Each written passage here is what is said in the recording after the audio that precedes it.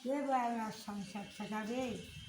আমার দুটো ছেলে, তিনটে মেয়ে, তারা দামি দামি হয়ে গেছে, চাকরি বাকরি করতেছে, আমি একাই বাড়ি খাই।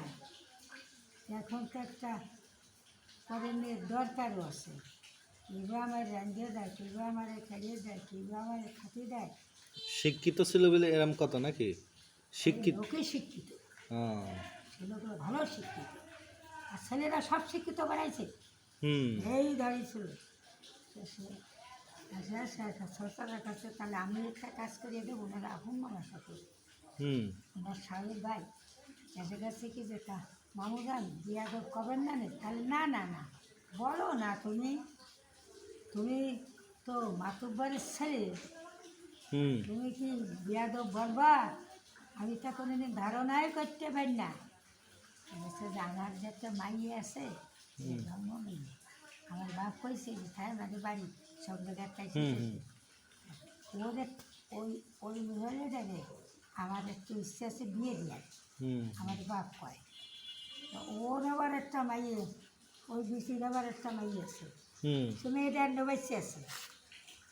আমি দেখো, চেষ্টা করো, যদি সে যদি রাজি হয় হুম হুম তা আমি করবো।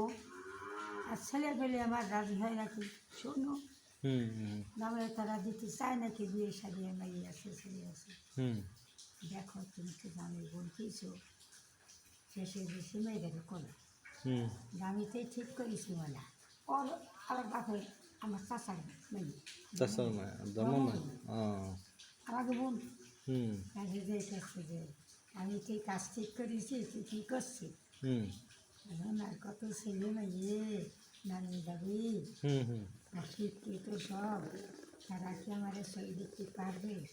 তারা কি আমার মানে নেবে? হুম হুম তাহলে দেখবানি এসে ছোটা লাগে।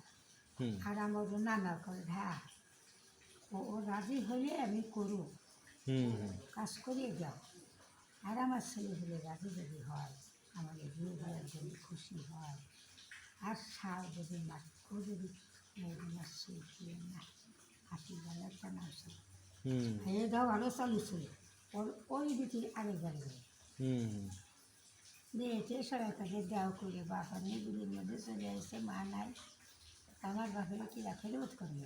হুম কেউই তো নাই। বিলির মধ্যে চলে গেছে। ওই যে বাড়ি ও কি শুনলে বাল, না না বুঝেছি তো, ওটা তো বিলির মধ্যে কয় না, রাস্তার সাইডে না। আর রাস্তার ছাই, এখন রাস্তার ছাই যাবে যা এনে তো খালের উপর ওই তো এনে তো ওদের রোড হয়ে গেছে না এনে। ওয়ান রোড হয়ে যে চলে যাবে, হ্যাঁ হ্যাঁ একদম বাড়ি পাড়া চলে গেল লোয়া গায়ে উঠলো যায় কৃষির মধ্যে দিয়ে, উরসির মধ্যে দিয়ে। উরসের মধ্যে দিয়ে। হ্যাঁ, ওরই বা হাত ওই বাড়ি হুম খেয়ে গেলে পলাশের বাড়ি হলো নতুন করেছে ওই হ্যাঁ বাড়ির পাশে, হ্যাঁ পলাশের বাড়ি। হুম হুম আর সেই মুচস্বরের বাড়ি হলো পলাশের বাড়ি, ঘরের কেন আছে, ধরে কেন আছে? আমি এরই বসে করে দিচ্ছি, তুই যাও। তা ওই বাড়ি থাকতে উড়ে গেছে কারণ থাকতে গেলে সন্দেশ কামড় তাই না? বাপ হয়েছে, বাপ হয়েছে, ওই কোন দেখতেছে বাপ হুম তোমার বাপ হবে, হুম বাপ হবে, তুমি দেখতেছে ওই হুজুর কে?